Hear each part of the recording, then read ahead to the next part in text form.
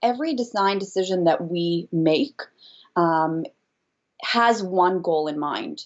And, that question, the first question is, what is the use of this space? What is the intent? What is the purpose? Rather than coming from an approach, more traditional approach of how can we make this more beautiful? It comes from an approach of how do we make this the most functional and profitable? Hi, I'm James Taylor, business creativity and innovation keynote speaker, and this is The Creative Life, a show dedicated to you, the creative.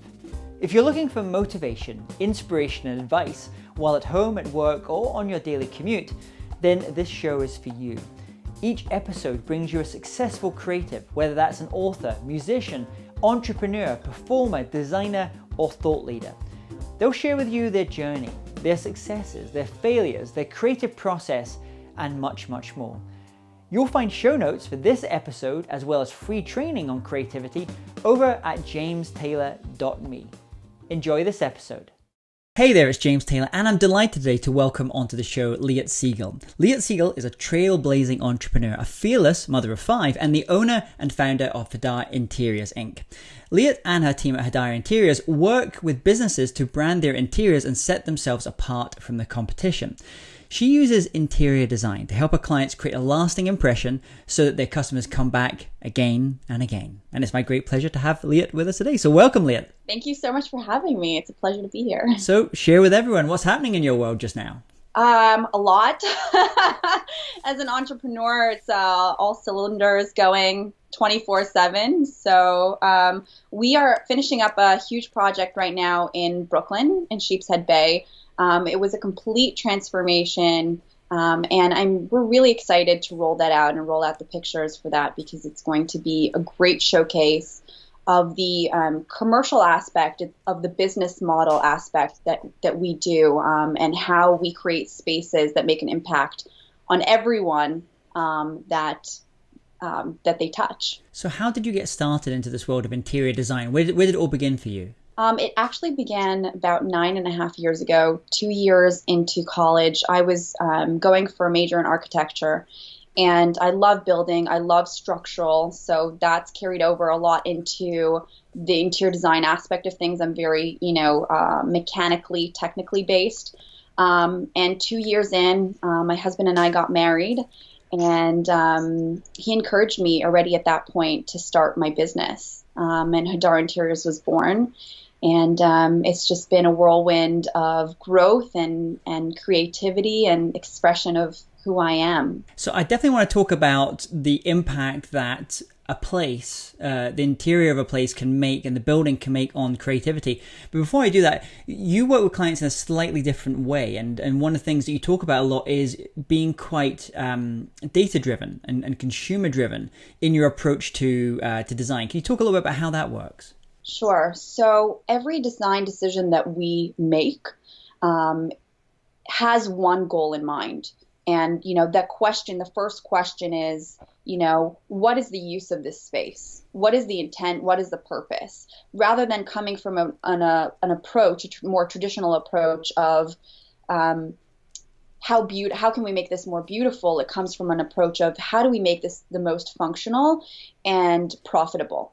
So down to the flow of the space, where it's a reception desk, where the reception desk is placed, to welcome the potential new customers or current clients, down to how are the desks situated for the employees to work? Is it conducive for productivity, and all that kind of stuff? And this is all based on a lot of data that's already out there. Forrester has a lot of great information that we pull from. And we just love the stats. As you're working with clients now, what are you finding? In fact, I was just in New York in the summer and in Brooklyn, and I always just marvel at the architecture. I love the architecture of that city and going around and the different feels depending on where you go as well. And you definitely notice like some cities like New York, like London, they're very good at always pushing in trends as well and trying new different things. What are you noticing just now with the clients that you're working with? What are those trends or those kind of buzz things that you're hearing about all the time in design and interior design? It's definitely shared workspaces. We got some inquiries from multiple people about creating shared workspaces. And I'm seeing more and more that people want to work in a collaborative kind of setting. We are in a day and age when we need to expand, when we are expanding, not need to, we want to expand.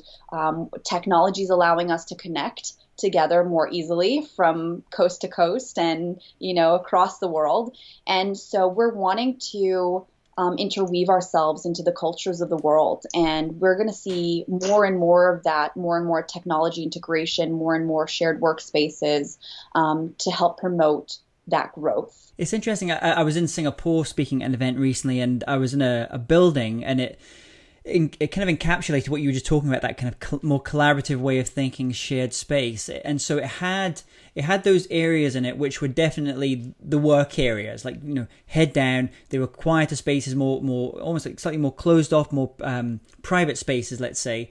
And then they had almost places which were very they were kind of play. Almost there was an element of play to them, but that you could also they had a multi-purpose to them as well. And as I was walking around the place, I thought, you see this so many times, time and time again in creativity. You hear this idea of the third place, someone that's not your home and it's not your work. And throughout history, whether it was in ancient Greece, they had the symposiums where people would come together, or in Vienna in 1800s and 1900s, they would have the coffee shops at that time, or in Edinburgh, where close to where I am from, they had the clubs. These are places where that allowed for those collaborative spaces. So it sounds like the co-working spaces, the way they're trying to build them today, are to kind of foster that sense of community, even when we were all told everyone can just work from home and you never have to go anywhere. It's kind of gone the other way. Yeah, definitely. I think that's a really great point and very interesting. It's sparking all sorts of creativity in my mind, because it shows where the state of our economy and the state of our culture, that we are so into entrepreneurship, into making the world, operate more productively, and bringing new concepts and ideas. And that's the focus of our community. And so it makes sense that the symposium, that space of collective creativity, makes sense that it's based around entrepreneurship and the work life. Now, there's this kind of fine balance where you obviously want that time you're doing very creative work often. It's often with groups of people, you're brainstorming, you're ideating, but then you need those slightly quieter times where you can just really focus on doing deep work.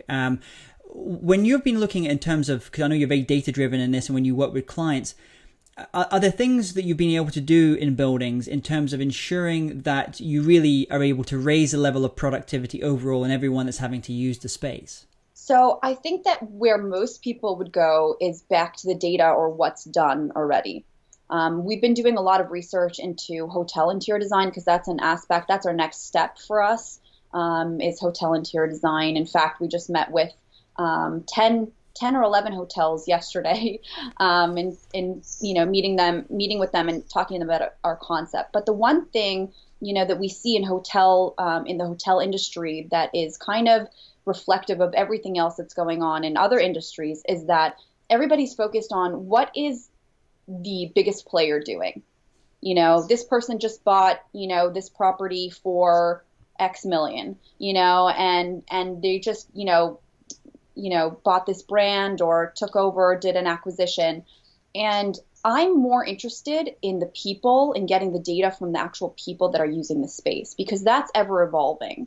And when you look at the data of where, yes, that's important and we should definitely look at it, but in conjunction with the people actually using the space, asking them, how does this happen for you? What would you like to see better? What are the problems that you're having in the space? And how can we try to find a creative solution to help solve that with our spatial layouts and the aesthetics of the space? And as I was looking at your work on your website earlier, one idea that actually came to me is I thought, well, I'd love to see what Liat and her team did on one of these big cruise ships, because a lot of kind of cruise ships there, they obviously hark back to the kind of 1920s, the age of speed and that things, but you've got an entire new generation that's coming in to like maybe wanting to go on that type of vacation or that type of trip, but the spaces feel maybe a little bit dated, or if it doesn't feel. I mean, a lot of these people are very used to going to like great style hotels in the big metropolitan cities, and then you go into some of these ships and you think, oh, actually, they could really do with a bit of a rebranding. So could we perhaps see hotels? Might we even see moving on to the ships next? For sure. One of the challenges that large companies or hotels or cruise ships have is that they have interior design firms that are, large interior design firms that have been established for a very long time. And so we see a lot of these old ideas or concepts. It's antiquated. The construction industry is starting to catch up on innovation. That's why our interior design firm is so cutting edge, because these are concepts other interior design firms are not talking about. When they talk about interior design, they're talking about aesthetics, and that's all. When, we come from the profitability first, business first aspect, consumer first aspect of how do we increase UX, just like a website does, you need to have that UX in your space, in your physical space. Yeah. And so, with cruise ships or hotels or anything like that, the hotels and establishments, any establishment, office space, anything that starts putting these principles in first, consumer-driven interior design, they are going to be ahead of the pack, because these places are antiquated. They have interior design firms that are, not forward thinking yet. They haven't caught on yet, but they certainly will soon. Essentially, as you're talking about that, I'm also thinking IKEA, the store, the chain of a house store, which is everywhere, and probably everyone has had to deal with that Saturday of maybe dragging kids around one of these IKEA stores, and there's it's utter mayhem. And their model was always you had this walkway, a grey like street essentially, that you had to go in a certain order and you had to go around it. And I was watching something the other day saying they're actually going to be breaking that apart, and they're going to be changing it completely, because as they've been doing studies, they've found it's not really how people think about they live. So the way that you're going to be going into them now is, as you go into these stores, it's almost like neighborhoods. You will go into a neighborhood of rooms, of spaces, and you can see, through that room, you can almost kind of see your neighbor. Because that's how people live. We don't live in this just purely in this little box. We have neighbors. We have other people around us that we have to do. So it's interesting. So cool. Even something as process driven as IKEA, at scale, they're really thinking, as you say, about, obviously the profitability. They're thinking about the usability, how people are living today, and how that's really changed pretty dramatically. That's correct. And the only way to know that is by asking your customers and listening to them. And that's what we love and we encourage our clients to do first and foremost. So as you've been building your business, can you tell us about a time when you were working on a project, maybe working on with a client or working on something, and you were giving it your heart and your soul, but for whatever reason it didn't work out like you'd hoped? And more importantly, what was the lesson that you took from that experience? There's been a lot of that over the years. I think the one thing I would say, it's not more one client, it's more a string of, circumstances where I recognized that I needed to put more systems and processes into my business, and I needed to become extremely aware of, where the issues arise, perhaps also who my clients were, which is when we made the transition into commercial interior design, because we had been doing residential for quite a while, for quite a few years. And, with commercial, again, it goes back to the business aspect. I'm first and foremost a business person. I've always been a business person. And when you listen, when you take a moment to pause and, evaluate certain situations, perhaps the customer wasn't happy and asked you to do multiple revisions, on designs that, you spent hours and hours working towards. Perhaps, you didn't have the proper processes in place in order to capture what their specific style was. I didn't listen well enough, in the beginning to my customers. And that's what helped me recognize what to change and how to improve. But without that improvement, without listening to that, to really listening to my customers and what they were telling me, I couldn't know to change and to pivot. So at this point, we've really implemented a lot of great systems and processes in order to make sure that our customers are really, really like over the moon happy with the results that they get. Because that must be very difficult as well. When you have all these creative ideas all the time, you're looking far and wide. You're seeing things that are, really interesting things. You think, oh, I'd love to use this in a design. I'd love to use this, and so you can kind of get carried. Could be very easy to get carried away and to impose your thinking and your stuff without spending that time and really listening on a very deep level to what the client was. I'm also guessing maybe the client doesn't really know what their customers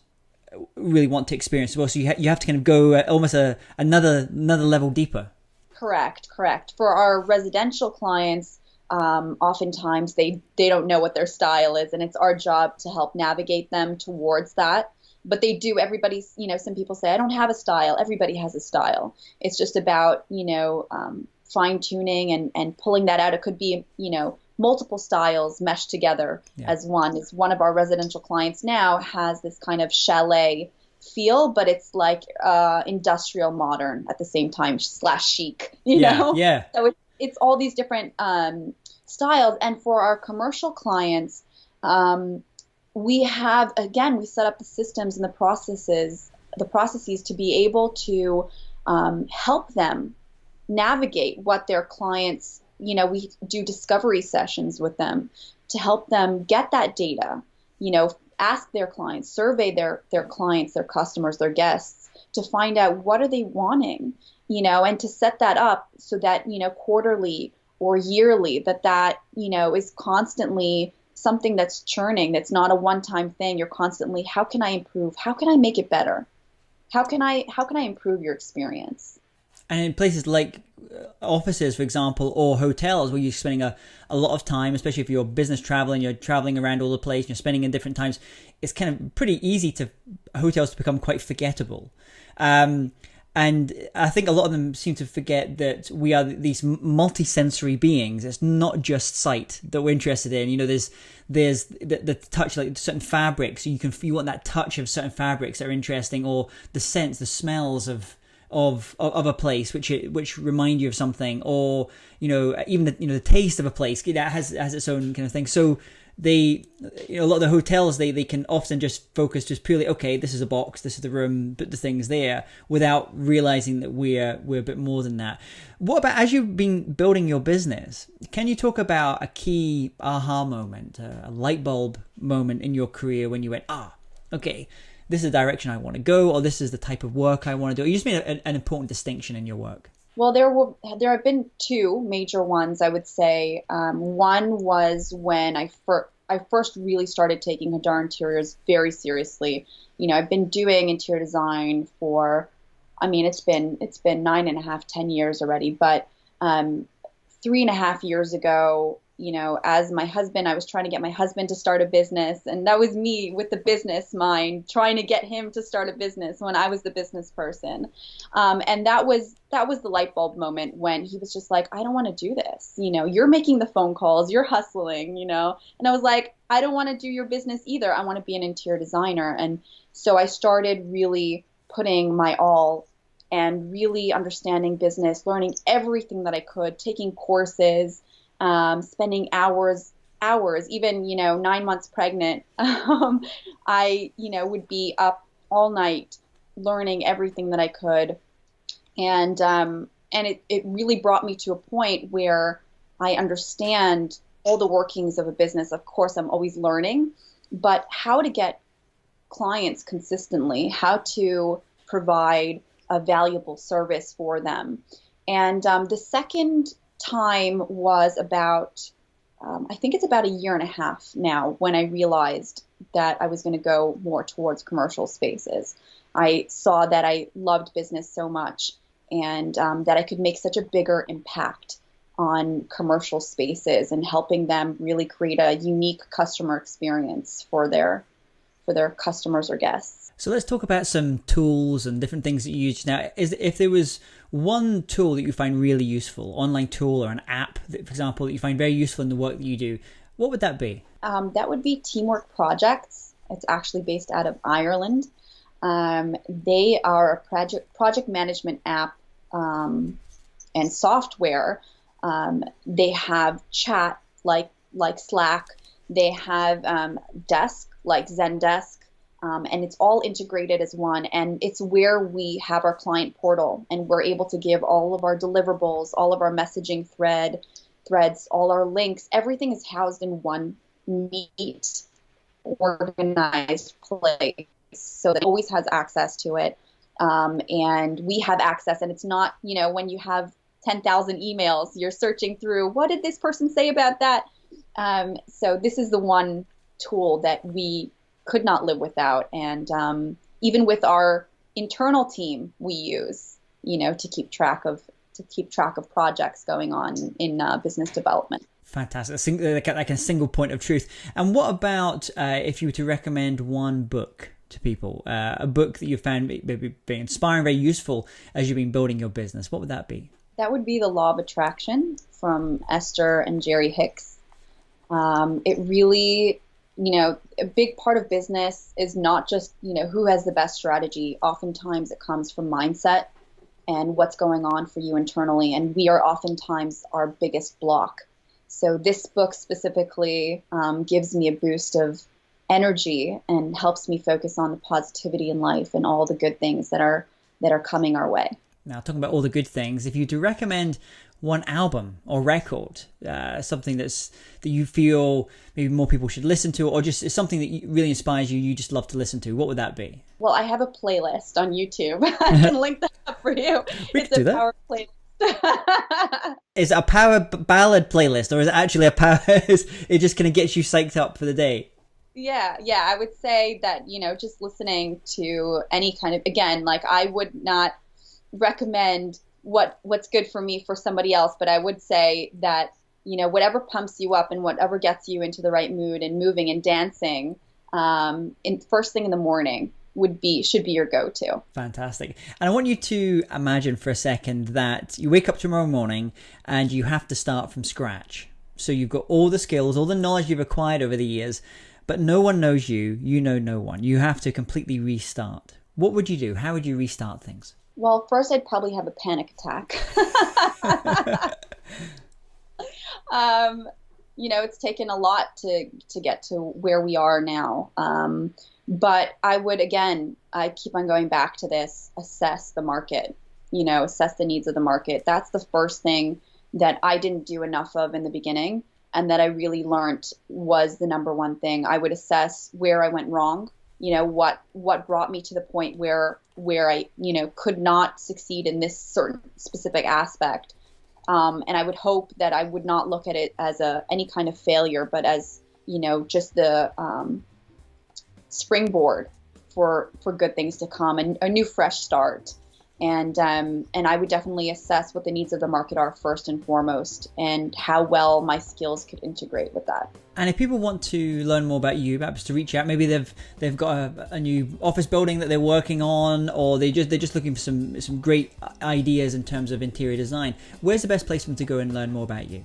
They can go to www.hadarinteriors.com. That's interiors with an S. And yeah, they can. You can go on YouTube, on Facebook, on Instagram. We're everywhere. And I know you got a podcast as well. You've got a lot of really cool things going on. It's a beautiful site. So, Liat, thank you so much for coming on today and talking about and sharing about your creative life. I wish you all the success as you build your business and it goes from strength to strength. Thank you so much. Thanks for having me. If you're interested in living a more creative life, then I'd love to invite you to join me as I share some of the most successful strategies and techniques that high-performing creatives use.